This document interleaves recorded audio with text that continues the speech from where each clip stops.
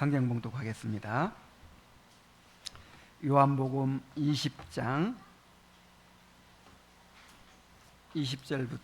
30절부터 31절까지의 말씀입니다. 요한복음 20장 30절부터 31절까지의 말씀입니다.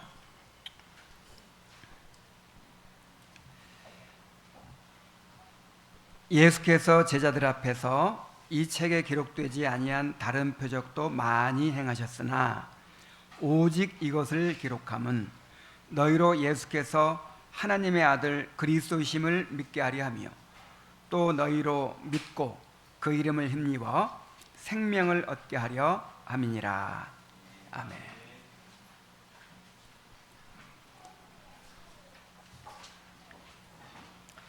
오늘부터 시작해서 요한복음을 강해합니다. 저는 오래전부터 요한복음을 강해하고 싶었습니다. 예수님에 대해서 더 깊이 알고 싶고 또 그렇게 우리 성도들에게 전하고 싶었기 때문입니다. 우리의 존재와 삶은 결국 예수님과의 관계에 달려 있습니다. 우리는 예수님 안에서 우리 자신을 발견하고 예수님 안에서 우리가 원하는 모든 것을 얻게 됩니다. 그래서 바울은 그리스도 예수를 아는 지식이 가장 고상하므로 자신이 유익하게 여기던 모든 것들을 다 해로 여긴다고 했고, 그리스도를 얻고 그 안에서 발견되기 위하여 모든 것을 잃어버리고 배설물로 여겼다고 했습니다. 이렇게 우리도 우리 삶의 목적이 되시고 의미가 되시고 우리의 모든 것이 되시는 우리 주님을 우리의 모든 것을 다 바쳐서라도 알아가야 합니다. 우리의 삶은, 우리의 신앙은 예수님과의 관계에 달려있고 예수님을 얼마나 아느냐에 달려있어요. 우리가 요한계시록 강해를 통해서 계속해서 배운 것이 무엇입니까? 우리가 그리스도의 신부로서 장차 오실 그리스도와 온전한 연합을 이루어서 그리스도와 더불어 먹고 마시며 그 교제를 누리는 그것이 영생이잖아요. 그것을 우리가 꿈꾸며 살고 있잖아요. 그런데 예수님을 알지 못하고 예수님을 사랑하지 않고 예수님에 대한 열망이 없다면 어떻게 신앙생활이 이루어질 수 있겠습니까? 정말 우리가 주님을 알기 위해 힘써야 돼요. 자, 그렇다면 우리 주님을 어떻게 알 수 있을까요? 성경을 통해 알 수 있죠. 예수님은 모든 성경이 내게 대하여 증거하는 것이라고 하셨습니다. 우리는 모든 말씀에서 예수님을 발견해야 합니다. 그런데 그 중에서도 예수님을 직접 본 증인들이 예수님에 대하여 보고 들은 것을 기록한 복음서가 중요하겠죠. 그래서 복음서를 강의하려고 하는데, 그 중에서도 예수님이 누구신지에 대해 가장 심오하게 설명한 요한복음을 함께 공부하려고 합니다.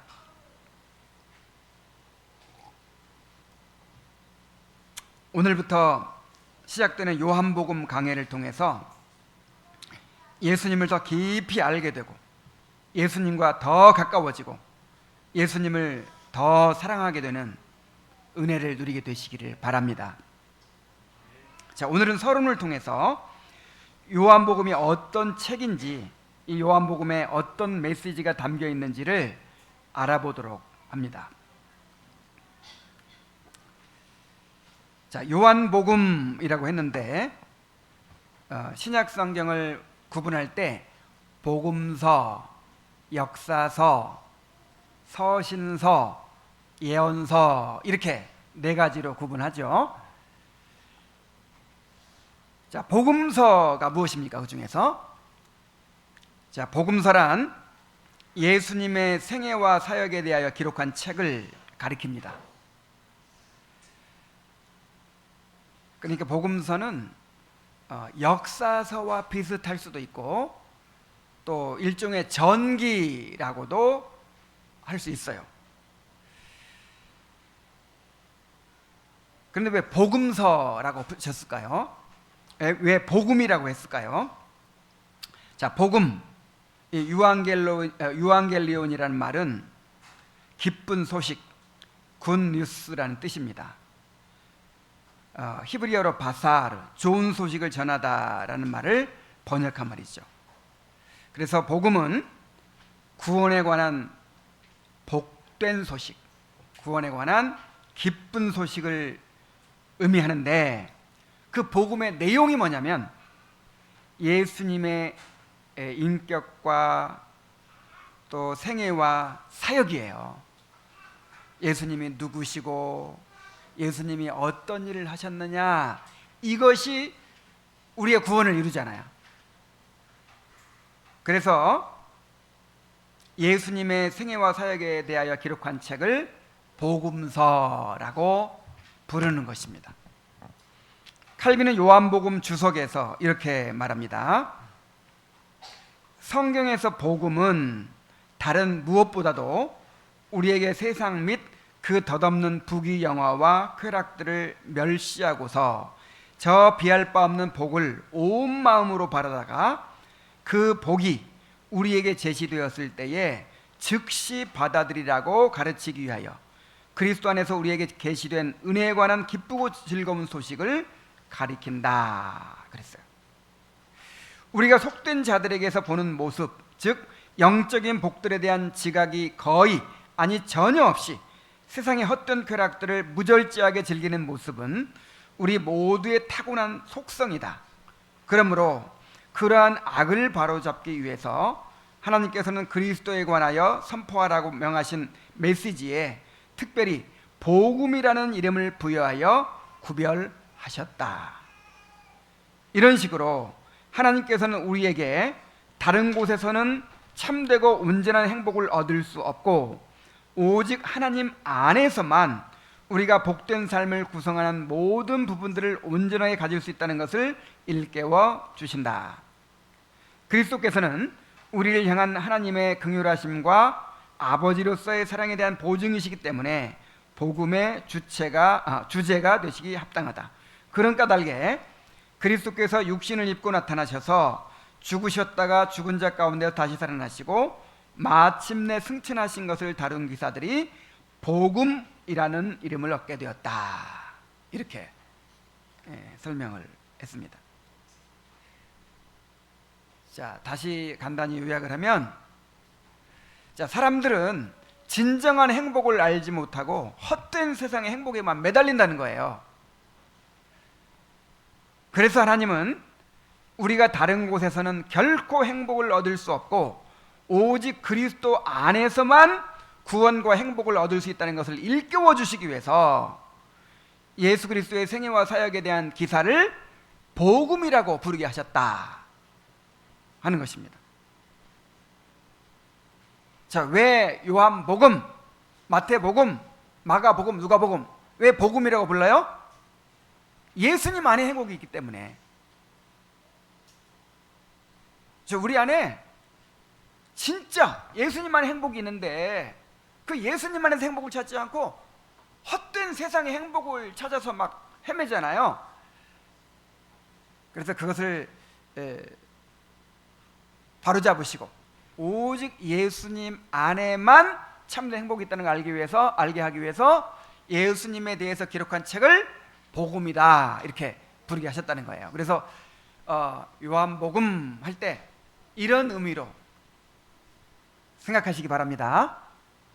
그래, 맞아. 예수님만의 참된 행복이 있지. 예수님만의 우리의 구원과 행복이 있지. 이렇게 이해를 해야 됩니다.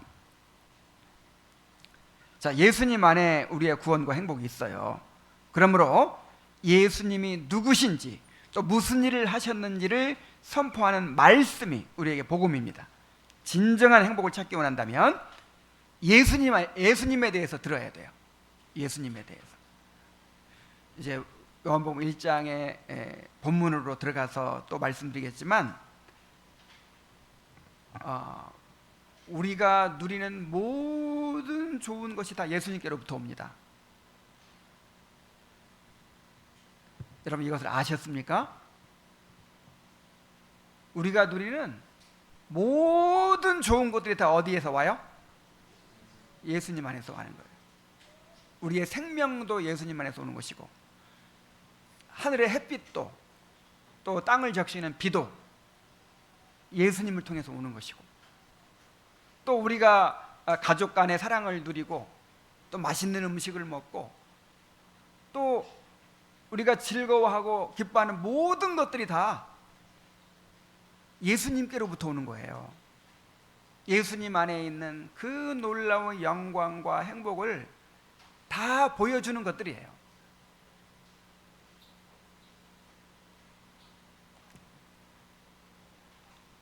예수님이 복음이시고요, 예수님에 대해 기록한 말씀이 복음이 되는 것입니다. 자, 그런데 신약 성경에는 4권의 복음서가 있어요. 예수님은 책을 한 권도 쓰지 않으셨죠. 그런데 3년 동안 자기와 동고동락했던 제자들에게 예수님에 대해서 보고 들은 것을 증거하게 하셨어요. 예수님이 승천하시고 성령이 오신 후에 제자들은 예루살렘과 온 유대와 사마리아와 땅끝까지 이르러 예수님의 증인이 되었습니다. 처음에는 제자들도 책을 쓸 생각이 없었어요. 왜냐하면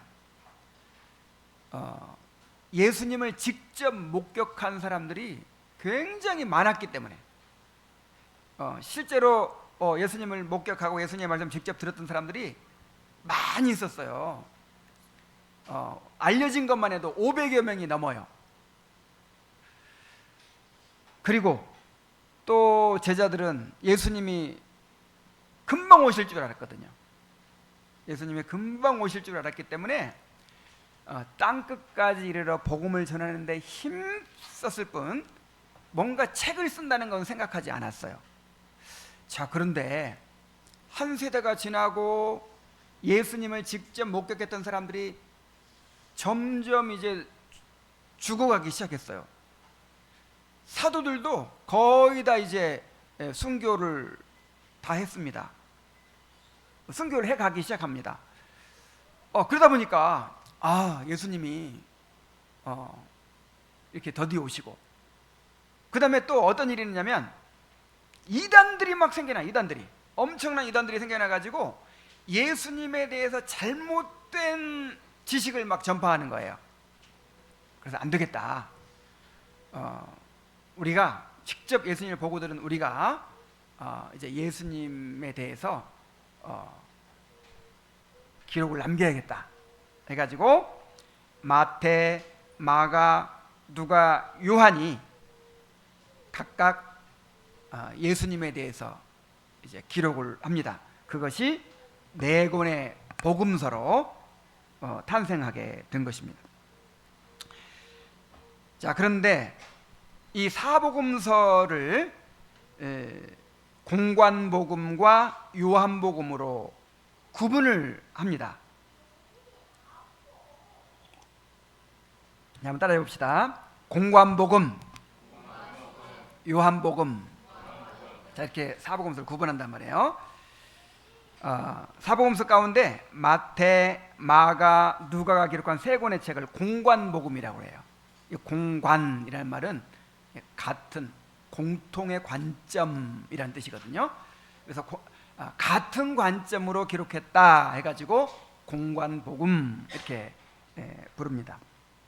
공관복음은 역사적 관점에서 일종의 전기 형식으로 기록이 되었어요. 마태복음은 주로 유대인들을 대상으로 예수님을 구약에 예언된 메시아요 왕으로 나타내고자 했습니다. 마가복음은 구약을 모르는 로마인들을 대상으로 주님이 이루신 사역, 특히 그 가운데서 드러난 하나님의 능력을 나타내고자 했습니다. 그리고 누가복음은 헬라인들을 대상으로 예수님을 사랑이 넘치는 인자, 사람의 아들로 나타내고자 했습니다. 자, 그런데 요한복음은 이 세 권의 책과 상당한 차이가 있어요. 자, 요한은 이 세 개의 복음서가 기록된 지 한 세대 후에 또 기록이 됐거든요. 그래서 이미 세 권의 책이 주로 역사적인 서술로 기록된 세 권의 책이 있다는 것을 요한은 알았겠죠. 그래서 똑같은 방식으로 또 한 권의 복음서를 쓰기보다는 이제 예수님이 누구신지에 대해 집중하기로 했어요. 예수님이 누구신지, 그분이 행하신 일들이 과연 어떤 의미가 있는지를 보여주고자 했습니다. 특히 예수님이 하나님의 아들 그리스도이심을 나타내고자 했어요. 그래서 요한복음은 공관복음이 다루고 있는 예수님의 탄생이라든지 예수님의 족보라든지 세례받고 시험 받으신 사건이라든지 변화산 사건이라든지 마귀를 쫓아내심, 감람산 강화, 마지막 만찬, 겟세마네 기도, 이런 내용들을 다 생략해버립니다. 그리고 공관복음이 기록하지 않은 가나의 혼인잔치, 니고데모나 사마리아 여인과의 대화, 양과 목자에 대한 가르침, 다락방 강화, 대제사장으로서의 기도, 7개의 표적기사와 7번의 자기선언 등을 기록하고 있어요.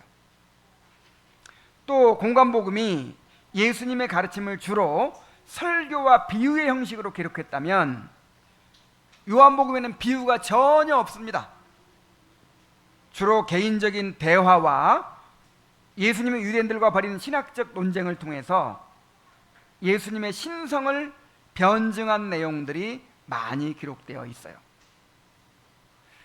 또 공관복음은 예루살렘에서의 사역보다 예수님의 사역의 근거지였던 갈릴리에서의 사역에 초점을 맞추고 있다면 요한복음은 주로 예수님이 절기에 예루살렘에 올라가셔서 행하신 일들을 기록하고 또 그 절기가 예수님에게 어떤 의미가 있는지, 예수님이 어떻게 그 절기를 성취하셨는지를 기록하고 있어요. 따라서 공관복음만 보면 예수님의 유월절에 한 번 올라가신 걸로 돼 있어요. 그런데 요한복음에 보면 3번의 유월절이 기록되어 있습니다. 3차례에 걸쳐서 이제 올라가신 것으로 되어 있어요. 그래서 예수님이 3년 동안 공생애를 사셨구나 하는 것을 알게 되는 거예요. 자, 교부들과 칼빈은 요한복음에 대해서 이렇게 말합니다. 자, 알렉산더의 클레멘스는 요한복음을 영적인 복음서라고 했어요. 자, 무슨 복음서? 이 세 복음서에 비해서 요한복음은 굉장히 영적이에요. 그 다음에 또 오리게네스와 키릴루스는 예수님의 신성을 강조하는 책이라 그랬어요. 그래서 족보도 없고요, 또 겟세마네 동산에 막 고뇌하는 기도 이런 것도 없어요. 뭘 드러내기 위해서? 예수님의 신성을. 자, 아우구스티누스는 요한복음을 독수리에 비유했습니다. 요한은 독수리같이 땅의 안개를 뚫고 보다 높은 곳으로 날아올라 보다 침착한 눈으로 진리의 빛을 응시한다 그랬어요. 독수리가 하늘을 위해서 전체를 이렇게 조망하듯이 요한복음이 그렇게 이제 전체를 조망한다는 것이죠. 여기에 덧붙여 크리스토토무스는 높은 하늘을 나는 독수리와 같은 이 복음서의 말씀을 받아들인 사람은 더 이상 이 땅에서의 평범한 인생을 살지 않고 천국의 높은 거실을 디디며 품격 높은 삶을 살아갈 것이다 라고 했습니다. 자, 칼빈은 좀 더 실제적인 얘기를 하는데, 자, 칼빈은 공간복음이 그리스도의 몸을 보여준다면 요한복음은 그리스도의 영혼을 보여준다고 하면서, 요한복음은 다른 세 복음을 이해하는 열쇠가 된다 그랬어요.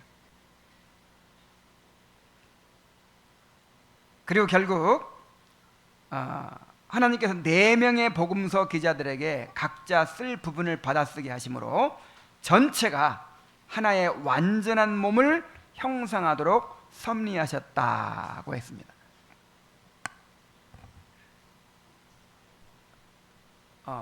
예수님에 대해서 한 사람만 기록한 것보다도 4사람이 각기 다른 관점에서 이렇게 바라보고 기록하게 하심으로 예수님에 대해서 이 사복음서를 통해서 더욱 온전히 알게 하셨다는 것이죠.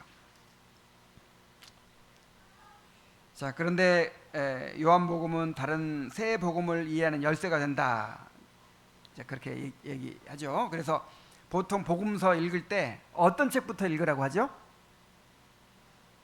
요한복음부터 읽으라 그랬죠. 그 이유가 바로 여기에 있는 거예요. 자, 요한복음의 개요를 보겠습니다. 먼저 저자와 수신자입니다. 자, 이제 직접적으로 이제 저자가 있고 직접적으로 보내진 그 대상이 있는 거예요. 이 성경의 모든 책들은 직접적으로 보내진 그 최초의 독자가 있는 거예요. 그래서 그 저자가 누구고 최초의 독자가 누군지를 알 때 이 책을 바르게 이해할 수가 있겠죠. 자, 요한복음의 저자는 예수님의 12제자 중 한 명인 요한입니다. 요한은 갈릴리 베세다 사람으로 아버지는 세베대, 어머니는 살로메, 그의 형은 야고보입니다. 자, 어머니 살로메는 그 예수님께서 제자들과 함께 전도하러 다니실 때 보급부대가 있었죠. 보급부대. 뒤따라다니면서 식당에서 밥 먹으면 밥값 다 계산하고, 자, 이런 물질로 막 섬긴 그 여자들이 있었죠. 그 여자들 중에 하나가 살로메예요. 그리고 예수님이 부활하셨을 때 예수님의 무덤에 찾아갔다가 부활하신 예수님을 만난 여자들이 있었죠. 물론 이제 직접 만난 건 마리아뿐이지만 그 예수님 빈 무덤을 목격한 그 여자들, 정말 가장 예수님 사랑했던 사람들이라고 볼 수 있어요. 그 중에 하나가 살로메예요. 살로메. 그런데 아마도 이 살로메는 예수님의 어머니 마리아와 자매지간으로 추정이 됩니다. 마태복음 27장 56절, 마가복음 15장 40절, 또 16장 1절에 이렇게 연관시켜 보면 추정이 돼요. 그래서 만약에 이 살로메가 마리아의 자매라면 예수님과 요한은 이종사촌 지간이 되는 거죠. 자, 요한의 형 야고보는 베드로, 요한과 함께 예수님의 최측근 중 한 명이었죠. 수제자 중 한 명이었죠. 그리고 최초로 순교한 사도입니다. 그냥 이 교회가 시작되면서 바로 그냥 순교했잖아요. 자, 요한은 직업이 무엇이었을까요? 예수님의 제자가 되기 전에 아버지 세베대, 형 야고보와 함께 고기 잡는 일을 했어요. 어부였어요. 그의 집안은 부유했고 대제사장의 집안과도 가까웠습니다. 그래서 그 예수님이 재판받으실 때 베드로와 요한이 따라갔는데 베드로는 못 들어갔죠. 근데 요한은 그 재판전까지 들어갔어요. 왜냐하면 대제사장과 아는 집안의 사람이었기 때문에. 그는 12사도 중 가장 어린 제자였어요. 예수님의 제자들이 베드로를 제외하고는, 베드로는 아마 한 40쯤 됐을 것이다 이렇게 예상을 하는데, 그 외에는 전부 다 한 20대 젊은 청년들이었어요. 그래서 심지어 아이들 이렇게 부르기도 합니다. 근데 그 중에서도 제일 어렸으니까 아마 요한은 20살도 안 됐을 것이다 이렇게 봐요. 나이도 제일 어리죠. 그러니까 뭐 그래서 그랬는지는 모르겠는데 예수님이 가장 사랑하시는 제자였어요. 그래서 요한복음에만 사랑하시는 제자라는 말이 5번이나 나와요. 그리고 예수님이 십자가에 돌아가시기 전에 십자가 위에서 이제 어머니 마리아가 막 울고 있으니까 한 제자한테 어머니를 부탁하죠. 자, 이제 내 어머니를 부탁한다. 그래가지고 그 제자가 이제 마리아를 평생 어머니처럼 모시게 돼요. 그게 누구죠? 요한이죠. 요한이 예수님의 어머니 마리아를 이제 평생 모셨습니다.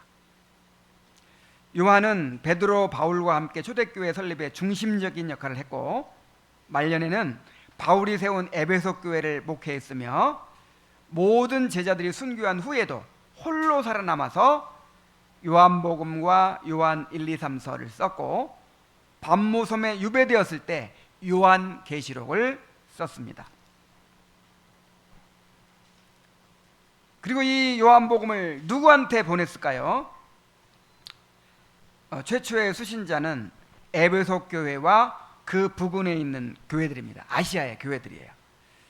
자, 아시아의 교회들이 처음에는 유대인들과 이방인들로 형성되었지만 점차 이방인들이 교회의 중심을 차지하게 되었습니다. 자, 사도 요한은 3명의 제자를 남겼는데 폴리갑, 파피아스, 이그나티우스라고 알려져 있죠. 근데 이 3명의 제자가 다 헬라인들이에요. 그리고 요한복음에 보면 유대인의 풍습에 대하여 설명하는 내용들이 있습니다. 이것을 통해서도 수신자들이 주로 이방인들이었음을 알 수 있습니다. 자, 요한복음이 몇 년쯤에 기록되었을까요? 요한은 말년에 반모섬으로 유배를 당했다가 도미티아누스 황제가 죽은 다음에 풀려나요. 그래가지고 다시 에베소로 돌아와서 여생을 보내다가 늙어서 죽게 됩니다. 자, 그래서 에베소에서 쓴 것으로 보이는데 저작 연대는 70년에서 100년 사이로 추정이 돼요. 그런데 많은 학자들이 90년경으로 봅니다. 90년경. 그러니까 요한복음과 요한 1, 2, 3서 요한계시록은 신약 성경에서 맨 마지막으로 쓰여진 책이에요. 맨 마지막으로. 자, 요한복음을 왜 썼을까요? 기록 목적이 있어요. 사도 요한은 이 책의 목적을 분명하게 밝히고 있습니다. 오늘 우리가 읽은 본문이에요. 우리 함께 다 같이 읽어봅시다. 자, 시작. 예수께서 제자들 앞에서 이 책에 기록되지 아니한 다른 표적도 많이 행하셨으나 오직 이것을 기록함은 너희로 예수께서 하나님의 아들 그리스도이심을 믿게 하려 함이요 또 너희로 믿고 그 이름을 힘입어 생명을 얻게 하려 함이니라. 요한복음은요, 이 요한복음을 쓴 목적을 너무나도 명백하게 밝혀주고 있어요. 그 목적이 뭐라고 그랬어요? 예수님이 하나님의 아들 그리스도이심을 믿게 하기 위해서다 그랬어요. 예수님이 하나님의 아들 그리스도이심을 믿게 하기 위해서, 그리고 그 이름을 힘입어 생명을 얻게 하기 위해서다 그랬어요. 그래서 예수님께서 행하신 일들이 정말 많겠죠. 그래서 뭐라고 그랬냐면 요한복음 21장 25절에 보면 예수께서 행하신 일이 이외에도 많으니 만일 낱낱이 기록된다면 이 세상이라도 이 기록된 책을 두기에 부족할 줄 아노라. 그러니까 자, 예수님에 대해서 지금 복음서를 쓰려고 하는데 어디서부터 시작하면 좋겠어요? 또 어떤 내용이 들어갔으면 좋겠어요? 그냥 자기가 기억나는 거 다 쓰면, 예수님이 행하셨던 거 다 쓰면 책이 얼마나 두꺼워질까요? 이 세상이라도 두기에 부족하다는 거예요.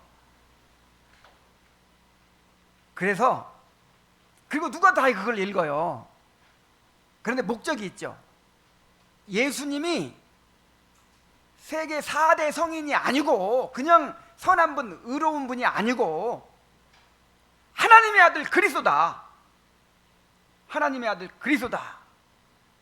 그리고 그분을 힘입어 영생을 얻는다라는 것을 이제 전하기 위해서, 그 목적으로 심사숙고해서 선별한 거예요. 이 내용은 빼야겠다. 이 내용을 넣어야겠다. 이런 식으로 심사숙고해서 이제 선택해가지고, 그 과정에 성령의 영감이 있는 거죠. 그래서 기록된 책이 요한복음이에요. 이것은 당시 교회에 위협이 되고 있었던 유대주의와 영지주의의 영향으로부터 교회를 지키기 위한 목적이기도 했습니다. 자, 유대주의자들이 누구죠? 예수를 믿긴 믿는데 아직도 그 유대교회의 사상을 버리지 못한 사람들을 가리켜서 유대주의자들이라 그래요. 자, 유대주의자들은 유일신 사상이 굉장히 강합니다. 구약 성경에는 삼위일체가 분명하게 드러나 있질 않아요. 왜 그렇죠? 그 당시에는 우상들이 너무 많아가지고 삼위일체를 이렇게 감당하기 어려워요. 삼위일체에 대한 내용들을 가르치면 이 다신론에 빠질 위험이 있어서 구약 시대는 분명히 드러내지 않으셨다. 이렇게 이제 바빙크는 설명하거든요. 그래서 물론 이제 구약 시대에도 삼위일체에 대한 계시가 전혀 없는 거 아니에요. 창세기에서부터 우리가 우리의 형상대로 사람을 만들자 이렇게 했을 때, 그 우리라는 게 바로 삼위 하나님의 새 율격을 의미하는 것이거든요.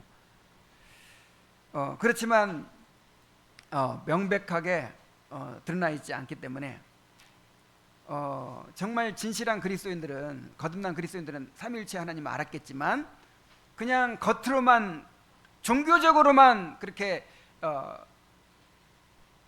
하나님을 섬겼던 그 유대인들은 삼위일체를 알지 못하는 거예요. 그래서 유일신 사상이 너무 투철해요. 그래서 예수님을 믿긴 믿어요. 예수님을 믿긴 믿는데 예수님은 보통 사람보다 좀 특별한 그런 존재지 예수님이 하나님까지는 아니야, 이렇게 생각하는 사람들이 어떤 사람들? 유대주의자들. 그리고 또 한편으로 영지주의자들이 있었어요. 이제 영지주의자들은 이 헬라 철학의 이제 그 영향인데, 이 영지주의자들은 예수님의 신성은 인정해요. 그런데 그 거룩하신 하나님이 어떻게 인간의 부패한 육신을 입을 수가 있느냐? 그래가지고 예수님의 인성을 부인하는 거예요. 인성을. 그래가지고 예수님이 사람으로 오신 것은 그냥 그렇게 보이기만 했을 뿐이다. 실제로 사람이 되신 것이 아니고 그렇게 보이기만 했을 뿐이다. 이걸 가현설이라 그러거든요. 가현설. 이렇게 주장하는 경향이 있었어요. 그래서 요한 1, 2, 3서에 보면 계속해서 요한이 무슨 논증을 하죠? 예수께서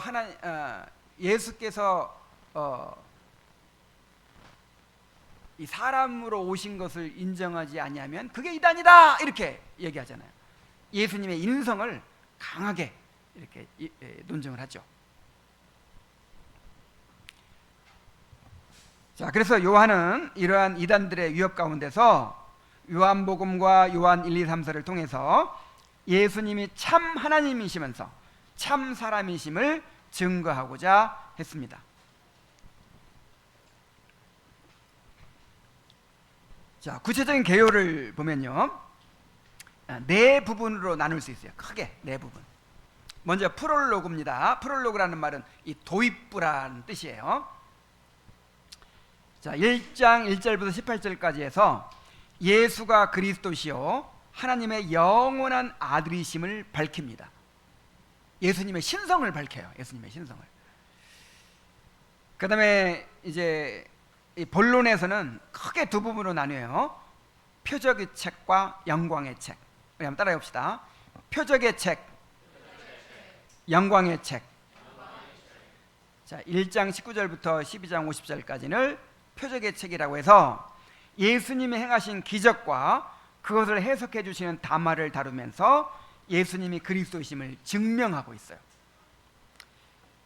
그 다음에 13장부터 20장까지는 마지막 만찬부터 예수님이 십자가에 달려 죽으시고 부활하셔서 제자들에게 다시 나타나실 때까지 일어난 일들을 기록하고 있습니다. 그러니까 예수님이 고난받으시고 십자가에 달리시고 이게 영광을 얻으시는 과정이에요. 그렇죠? 그래서 가룟 유다가 예수님을 팔기 위해서 이제 만찬 자리에서 바깥으로 나가니까 예수님 뭐라고 그러셨어요? 드디어 인자가 영광을 얻을 때가 왔도다 그랬잖아요. 그 말이 무슨 말이에요? 이제 십자가에 달릴 때가 되었다. 그러니까 십자가에 달리는 것 자체가 영광의 길이에요. 그리고 결국 십자가를 통해서 영광을 얻게 되잖아요. 자, 그렇게 다 마친 다음에 이제 에필로그가 있어요. 에필로그라는 말은 이제 마무리라는 뜻이죠. 실패했던 베드로가 다시 회복되어 사명을 받게 되는 내용을 보여줍니다. 자, 이상의 그 내용들 가운데 요한복음의 중요한 특징 두 가지만 이제 덧붙이면, 요한복음에는 7개의 표적과 7개의 자기 선언이 있어요. 자, 표적이 뭐죠? 표적. 헬라어로 세메이온이라고 하고 영어로 하면 사인이에요. 사인. 자, 말씀을 전할 때 그 말씀이 하나님께로부터 온 것임을 확증할 목적으로 나타내는 기적이나 이적을 의미합니다. 자, 예수님께서 왜 기적을 나타내셨죠? 기적을 나타내신 목적이 있어요. 그 기적을 통해서 예수님이 하나님의 아들이심을 증거하시는 거예요. 확증하시는 거예요. 그래서 그냥 기적이라고 하지 않고 뭐라고 불러요? 표적. 근데 7개의 표적을 엄선해서 기록합니다. 자, 마가복음 16장 20절에 보면 이런 말씀이 있죠. 제자들이 나가 두루 전파할세 주께서 함께 역사하사 그 따르는 표적으로 말씀을 확실히 증언하시니라 그랬죠. 제자들이 말씀을 막 전할 때, 그 사도들이 말씀을 전할 때 엄청난 기적들이 나타났죠. 그게 다 표적이었다는 거예요. 표적. 무슨 표적? 이 말씀이 하나님께로부터 온 것이다 라는 표적이에요. 근데 왜 우리는 지금 안 나타나죠? 자, 사도들이 전한 말씀이 하나님께로부터 온 말씀이죠. 계시받은 말씀이죠. 그래서 그 하나님께로부터 온 말씀이라는 것을 확증하기 위해서 기적들이 막 일어났죠. 그렇게 해서 기록된 책이 성경이에요. 성경. 그래서 이 성경은 표적을 통해서 입증이 된 거예요. 그래서 지금은 이제 더 이상 그런 표적이 필요 없는 거예요. 이미 이렇게 기록이 되었기 때문에. 그래서 예수님이나 사도들처럼 우리도 계속해서 기적을 행해야 된다. 기적을 행할 수 있다. 이거는 저 오순절파, 거기서 주장하는 거예요. 이거는 완전히 잘못된 겁니다. 지금도 기적이 일어날 수 있을까요, 없을까요? 자, 기적이 일어날 수 있어요, 없어요? 있죠. 우리가 기도하면 기도 응답으로 하나님이 뜻을 따라 기적을 일으켜 주실 수 있어요. 그러나 예수님이나 사도들이 행했던 것처럼 그런 식으로 어떤 사람에게 은사가 막 주어져 있어가지고 병 고치고 막 나는 병 고치는 은사가 있다. 뭐 나는 무슨 이적을 행하는 은사가 있다. 이런 식의 기적은 있어요, 없어요? 없어요. 왜냐하면 계시가 끝났기 때문에. 계시가. 그 기적들은 계시를 확증하기 위해 주셨단 말이에요. 뭐 하기 위해서? 그래서 지금도 그런 병 고침의 은사가 계속된다 하면 지금도 계시가 계속된다는 그런 뜻이거든요. 근데 실제로 오순절파에서는 그렇게 주장해요. 지금도 계시 받는다고 하죠? 지금도 막 계시 받는다고 하잖아요. 막 방언도 계시에 그게 이렇게 방금 하나님께서 이런 말씀을 주셨습니다. 그러면서 막 뭐라고 하잖아요. 조영기 목사님 설교하다가 갑자기 방금 하나님께서 말씀을 주셨습니다. 그러면서 막 방언으로 쩔쩔 하더니 내 백성들아 너희들은 이렇게 행할지어다 이렇게. 자, 이런 계시는 끝났어요. 이 성경 66권으로 완전히 끝났어요. 그렇기 때문에 더 이상 표적이 있어요, 없어요? 없어요.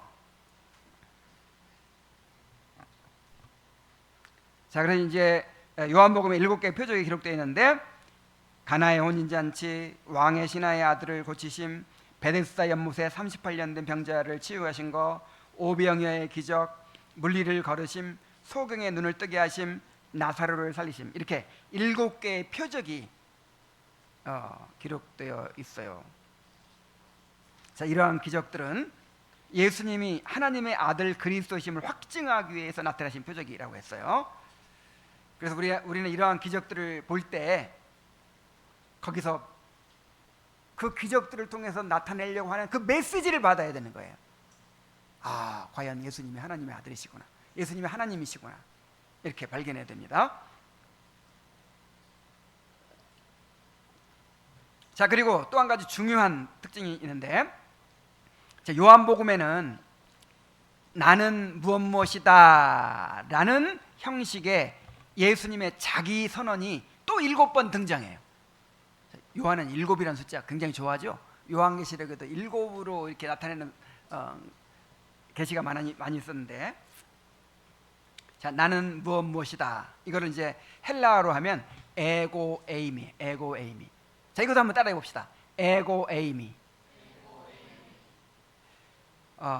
그래서 나는 생명의 떡이다, 이게 이제 에고 에이미 이렇게 시작되는 거예요. 또 나는 세상의 빛이다, 나는 양의 문이다, 나는 선한 목자다, 나는 부활이요 생명이다, 나는 길이요 진리요 생명이다, 나는 참 포도나무다, 이런 식으로 에고 에이미라는 형식의 자기 선언이 7번이 나와요. 7번. 자, 그런데 이 에고 에이미라는 표현 방식은 구약 성경에서 하나님께서 자신을 여호와로 계시하신 것과 같은 표현 방식이에요. 자, 여호와가 무슨 뜻이라고 그랬어요? I am that I am who I am, 이런 뜻이라고 했죠. 나는 나는 나다, 이런 뜻이에요. 그런데 이거를 70인역에서 그 구약 성경을 헬라어로 번역한 70인역 성경에서 에고 에이미로 번역을 했어요. 여호와를 뭐로 번역했다고요? 에고 에이미. 자, 그러니까 예수님께서는 이 표현 방식을 사용하셔서 자신이 하나님이시라는 사실을 드러내신 거예요. 구약 성경에서 하나님이 모세에게 나는 여호와니라 이렇게 말씀하신 것과 똑같은 의미란 말이에요. 에고 에이미가. 그래서 여러분, 자, 지금부터 잘 들으세요. 지금부터. 자, 예수님이 하나님이시라고 하는 사실은 많은 사람들이 생각하는 것처럼 후대에 이제 이렇게 예수님이 돌아가시고 그다음에 그 제자들이 이제 예수님에 대해서 막 증거하고 그러면서 막 전하다 보니까 이제 예수님에 대해서 막 신격화를 하고 막 이런 조금씩 막 더 과장하고 붙이고 해가지고 막 그렇게 이제 전하기 시작하고 그다음에 100년, 200년, 300년 흘러가면서 점점 막 신화라든지 막 전설 비슷한 것이 덧붙여지고 막 그래가지고 나중에는 이제 예수님이 하나님이 됐다 이런 식으로 이해하는 사람들이 많아요. 보통 세상 사람이 다 그렇게 생각하죠. 예수님은 세계 4대 성인 중에 하나야. 정말 훌륭한 분인데 그분이 너무 훌륭하고 너무 큰 일을 많이 했기 때문에 그의 제자들, 그를 따르는 사람들이 그렇게 예수님을 하나님으로까지 그렇게 높이는 것이다 이런 식으로 생각하는 경향이 있잖아요. 자, 그런데 예수님이 하나님이라는 사실은 누가 주장한 거예요? 누가 주장했어요? 예수님 자신이 주장한 거예요. 예수님 자신이 나와 아버지는 하나다. 내가 부활이요 생명이다. 내가 하나님이다. 그렇게 자기의 신성을 예수님 자신이 주장하신 거예요. 자신이.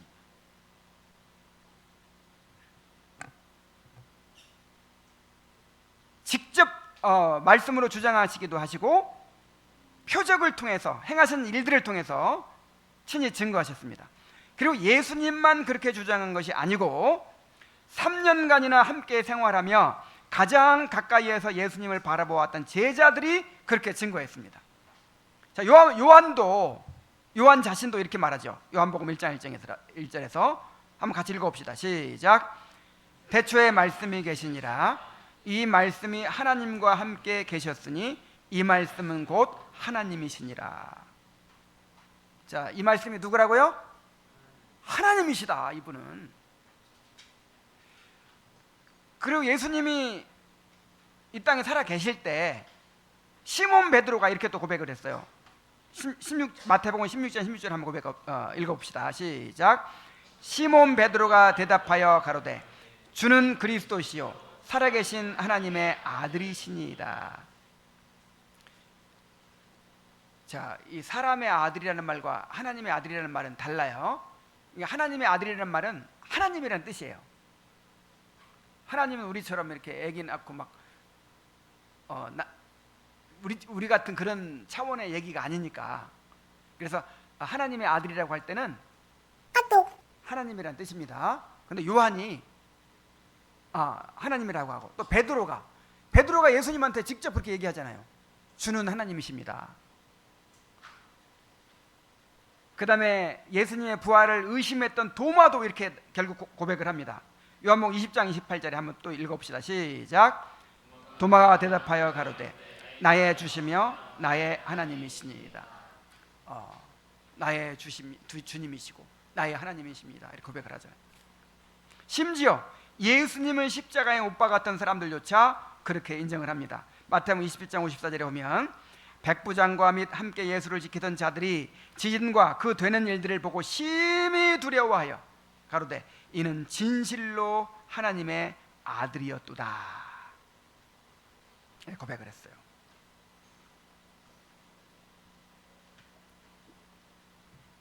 예수님이 하나님이시라는 사실은 구약 성경이 증거했고, 자, 구약 성경이 어떻게 증거했어요? 구약 성경에서 메시아는 이러이러한 사람일 것이다, 이러이러한 일을 행할 것이다, 이렇게 예언을 했죠. 어떤 예언을 했어요? 아브라함과 다윗의 자손으로 오실 것이다, 베들레헴에서 태어날 것이다, 나사렛 사람이 될 것이다, 뭐 창에 찔릴 것이다, 그가 죽을 때 사람들이 그의 옷을 제비 뽑아서 나눌 것이다, 이런 식으로 예언한 것이 가지가 넘어요. 근데 예수님이 그 모든 예언을 이루셨어요. 어쩌다 우연히 한두 가지 맞을 수는 있죠. 근데 구약 예언이 하나도 틀림이 없이 예수님한테 다 이루어졌어요.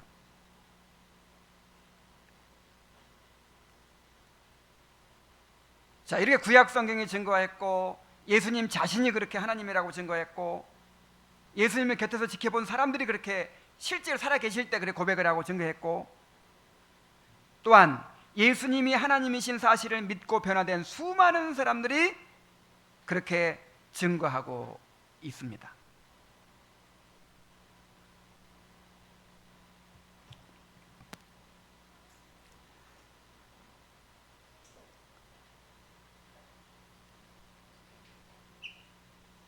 이게 왜 중요합니까?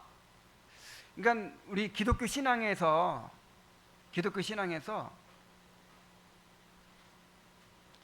결정적으로 중요한 한 가지가 뭐냐면 예수님이 하나님이시라는 사실이에요. 요거를 받아들이지 않으면 기독교 신앙을 가질 수가 없어요. 예수님이 하나님이셔야만 우리 죄를 사하실 수가 있고, 우리에게 영생을 주실 수가 있고, 우리를 온전히 구원하시고 완전한 행복을 주실 수가 있기 때문입니다. 그래서 우리가 예수님을 하나님으로 믿어야 되는 거예요. 자, C.S. 루이스라는 분이 유명한 그 말한 논증이 있는데, 자, 지금부터 한번 가만 논리적으로 한번 생각해 보세요. 예수님이 나는 하나님이다 이렇게 주장했죠. 그냥 어쩌다 한 번 주장한 게 아니라 일관성 있게 아주 그냥 의도적으로 계속해서 자기가 하나님이시라는 것을 계속 이렇게 주장하셨죠. 그러면 둘 중 하나예요. 자, 어떻게 둘 중 하나예요? 이것이 사실이든지 사실이 아니든지 둘 중 하나입니다. 세 번째 있어요? 없어요. 자, 이것이 사실이든지 사실이 아니든지 둘 중 하나예요. 그럼 사실이라는 건 제쳐두고 사실이 아니라고 생각합시다. 사실이 아니라고. 자, 사실이 아니라면 둘 중 하나예요. 예수님이 알고 그렇게 주장했든지 모르고 주장했든지. 그렇죠? 그렇게 계속해서 철저하게 막 자기가 하나님이라고 주장했는데, 자기가 하나님이 아니면서도, 아닌 걸 알면서도 주장했든지, 아니면 하나님이라고 착각해가지고 주장했든지 둘 중 하나죠. 만약에 하나님이라는 거를 자기 하나님이 아닌데도 그 아닌 거를 알면서도 주장했으면 예수님 어떤 사람이에요? 거짓말쟁이죠. 보통 거짓말쟁이가 아니고 사기꾼이에요. 사기꾼. 만약에 모르고 주장했으면, 모르고 과대망상증에 빠져가지고 주장했으면 미치광이에요. 미치광이. 그러니까 예수님이 만약에 하나님이 아니라면 사기꾼이거나 미치광이에요. 예수님을 보통 성인이라고 하죠. 성인. 왜 성인이라고 하죠? 거짓말을 하거나 그런 나쁜 일을 저지르는 분이 아니기 때문에 성인이라고 하잖아요. 자, 그런데 성인이라고 하면서 만약에 예수님이 하나님이라는 주장을 만약에 사실이 아니라고 생각한다면 모순이 되는 거예요. 그럼 성인일 수가 없어. 예수님이 하나님이 아니라면 사기꾼이거나 미치광이 둘 중 하나예요. 그런데 예수님께서 행하신 일들, 예수님께서 하신 그 말씀들, 예수님을 믿고 변화된 사람들, 이런 사람들을 볼 때 그가 미치광이거나 사기꾼이라고 볼 수가 없어요. 정말 예수님이 하나님이시라면 그분은 우리의 주님이시고 마땅히 우리가 순종해야 되겠죠.